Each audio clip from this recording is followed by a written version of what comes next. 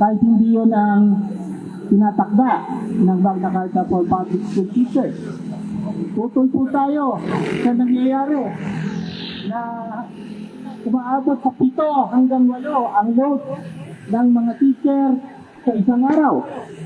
Kung hindi, sasabihin sa iyo, underloaded ka, bibigyan ka ng aral program, wala namang bayad, no? Kahit may budget ang Department of Education dito, no?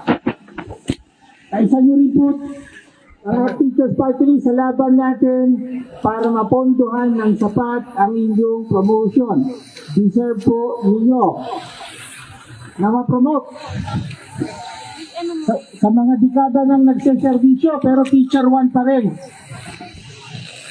Inagawan po kayo ng pagkakataon ng Department of Education at ng gobyerno. Deserve nyo ang ma-promote. Anong problema ngayon? Tapos ang budget para sa promotion. Yung mga hindi napagkasya ang budget, yung mga biktima nito, makintay daw next year. Malapit na po ang budget deliberation para sa 2027 budget. Isa pong laban natin yan. Mapondohan ang lahat ng promotion, lahat ng qualified, lahat ng pasado dapat ma-promote, no? So, isa po sa mga tutok natin yan sa darating na budget deliberation. Huling punto, sa puntong ito, ang pondo para sa edukasyon, ang pondo ng taong bayan dapat mapunta sa taong bayan.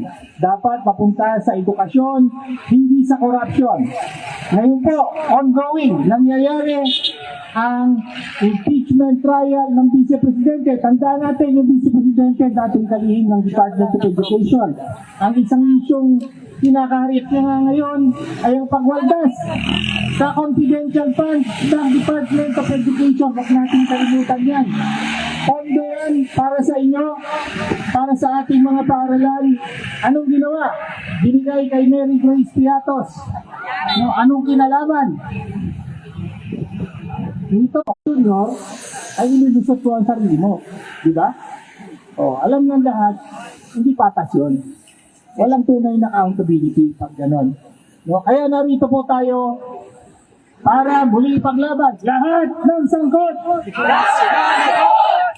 Muli, pagpupugay po sa inyo, napakasaklaw po ng mga issue na ating dinadala ngayon mula sa kapakanan at kagalingan ninyong mga guro, sweldo, pera, working conditions, oras ng paggawa, hanggang sa pagbantay laban sa korupsyon para matiyak na ang pondo ng taong bayan ay mapupunta at mapakikinabangan ng taong bayan, lalong-lalo na sa sektor ng edukasyon. Kaya muli, ang guro ng bayan! Sweldo itaas! Hindi dapat! Guro kami! Hindi makina! Mabuhay! Maraming salamat po. Maraming salamat kung inyo sa laging paglalaan ng oras upang mapabuti ang kalagayan ng mga guro at sa pagbabantay sa kaban ng bayan para hindi ito napupunta sa korupsyon. Tama na dapat ang Chief Executive na sa Malacanang ang siya din, no, ay ma-impeach din dahil siya ang may pasimuno sa lahat ng nangyayaring korupsyon sa ating bansa. Kaya mula sa Pangulo hanggang sa lahat sa ibaba ay dapat mapanagot. Kayo naman po, muli, itaas ang ating panawagan para makita ito ng mga pulis na kasama natin na binabantayan tayo. Binibigyan tayo ng seguridad dahil pinaglalaban din naman natin ang kapakanan ng kanilang mga anak at kamag-anak. Ngayon po, may dala po tayong pampaingay, di ba? Sige, ngayon ay tinatawagan ko ang tagapangulo ng Philippines sa Teacher Robes para sa call to action.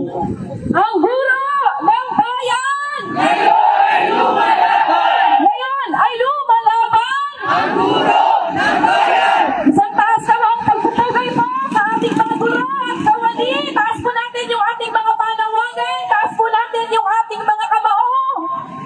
Lahat po ng hawak natin ng mga pito. Tayo po ay 1 minutong mag-ingay.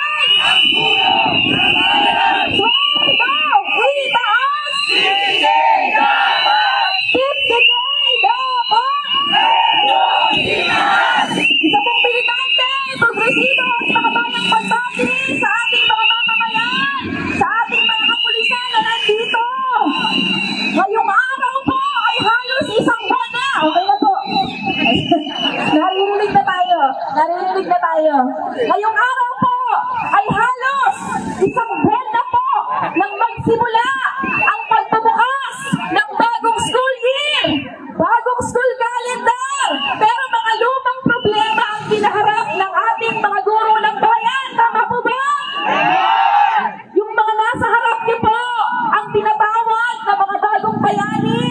Pero sa loob po ng aming eskwela, damang-dama pa po namin ang init ng araw, ang init ng aming eskwela kaysa sa init ng malasakit ng gobyerno sa ating mga tinaguriang bayani ng ating bayan. Habang mag-iisang buwan po ang pagbubukas ng klase, lupay-pay, pagod na pagod, sunod-sunod ang klase, sunod-sunod ang dagdag na trabaho, pero walang dagdag na sahod ang benepisyo at benepisyo ang inabot ng ating mga guro ng bayan. Halos isang linggo pa lang po, hindi na po magkanda-ugaga ang ating mga guro sa sunod-sunod na mga pinagagawa sa amin, hindi namin maunawaan kung para pa ba sa tao o para sa makina o para sa robot. Tama po ba? Saan ka nakakita na ang guro habang nagtitimbang, mag-o-orientation, magpapa-exam, magpapa-diagnostic, magpapabasa ng bata at kung ano-ano pang mga trabaho, habang ang sinasabi at pinagmamalaki ng ahensyang ito at ng gobyernong Marcos, we are more important than ever. Nararamdaman niyo po ba na tayo ay we are more important than ever? Hindi po yan nararamdaman ng ating mga guro at alam kong ramdam din po yan ng ating mga estudyante at mga magulang. Yung mga teacher po na nasa harap nyo ngayon, kahit na ilang oras tayong nandito, hindi po talaga matinag. Kasi seryoso at determinado po kami sa aming laban. Araw-araw po ganyang kainit ang tinitiis ng ating mga guro. Yung mga pulis nakasilong. Pero yung mga teacher natin, yan po yung aming nararamdaman at danas araw-araw. Tama po ba? Hindi po kami papayag na magtutuloy-tuloy pa ang term 1, term 2, term 3. Ang school year na ito na ganito kabigat ang aming trabaho. Tama po ba? Hindi kami papayag na baka isa na namang kapwa-guro namin na kung hindi magkakasakit ay babawian ng buhay dahil sa patong-patong at walang kaparis na kapaguran ang ibinibigay sa amin ng Department of Education. Narito po kami. Pinapanawagan po namin sa Department of Education kung may malasakit pa po kayo. Tanggalin niyo po ang mga dagdag na trabaho sa ating mga guro. Hindi na po tao o para sa tao ang magturo ng 7 hanggang 8 klase na sunod-sunod. Hindi na po makaguro ang ibinibigay ninyong mga trabaho. Dinagdag niyo pa yung aral program na mag-tutor pa ang ating mga guro pagkatapos ng kanilang mga klase habang may 8.9 billion nalilibre ang gobyerno sa bilyong-bilyong pondo na yan. Tama po ba mga kasama? Isang taon na rin po nang sinabi ni President Bongbong Marcos, ang mga katagang mahiya naman kayo. Naalala niyo po ba yon? Sa pangakong pananagutin ang mga sangkot sa flood control project. Sa pangakong kahit siya daw mismo ay tutugis. Samantalang hanggang ngayon ay wala pang napapanagot na mga big fish. At alam natin na kung may reyna at hari, walang iba yan kundi si Marcos at Duterte. Tama po ba? May pera, pero wala sa edukasyon. May pera, pero wala sa dagdag na sweldo at benepisyo ng ating mga guro. May pera, pero nasa korupsyon at sa gera na pinagkakagastusan pa ng gobyernong Marcos. Kaya po, mga guro ng bayan, hindi tayo papayag na matatapos ang programang ito. Ngayong araw dito sa tarangkahan ng Department of Education, mananatili at tuloy-tuloy po ang aming sama-samang paglaban dahil naniniwala po kami na guguhit sa kasaysayan ng ating mga guro ng bayan. Lalahok po kami sa State of the Nation Address kasama ng mamamayang Pilipino para ipanawagan kay Marcos Jr. na mahiya naman siya sa mga guro at kawani, maging sa mga mag-aaral. Pagpapatuloy po kami sa pag-oorganisa at pagpapakilos ng libo-libo tungo sa World Teachers Day kung saan handa po kaming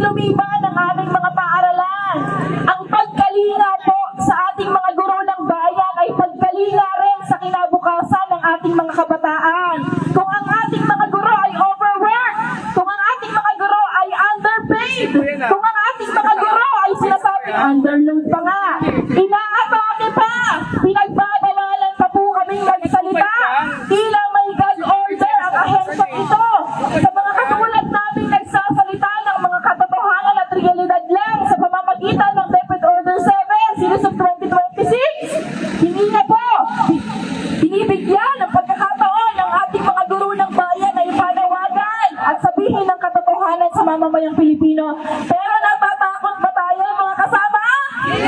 Hindi po kami natatakot dahil ang guro ng bayan dapat tuloy-tuloy ang laban. Ang guro ng bayan, tuloy-tuloy ang laban.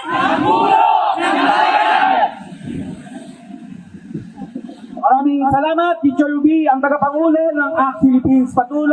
Patunay po ito na hanggang lip service lang po ang sinasabi ng Pangulo na tayo daw ay more important than ever. Sa lahat ng pagpupulong sa mga eskwelahan na dinagaluhan ng Pangulo, tayo daw ay more important than ever. Lip service lang po ito. Puro kasinungalingan dahil walang nangyayari sa DepEd dahil ang mismong Pangulo ay hindi naman nakapagtapos. Tama? Kaya wala siyang pagkalinga sa mga guro dahil sa mismo ay walang pagpapahalaga sa edukasyon ng ating mga kabataan. Kaya mga kasama, hanggat ang ating edukasyon ay kolonyal, komersyalisado, repressive na edukasyon, hindi ito magbubunga ng magandang edukasyon at magpapaunlad sa ating bayan. Kaya tuloy-tuloy ang ating laban. Sama-sama natin o sama-sama muli tayo sa mga susunod pang mga ganap tulad ng SONA. Sisingilin natin ang Pangulo, sisingilin natin ang BBM, ang sinungaling na ito, at magnanakaw na ito para igiit ang ating mga karapatan. Muli, magandang hapon sa ating lahat. Ngayon po, ayusin po ang ating hanay para makapag-picture tayo ng maayos, itaas ang ating mga panawagan at mag-ingay na din po tayo. Yung mga main call po natin, baka pwedeng itaas natin. Yan, yung mga pahirap sa mga guro, yan, itaas natin.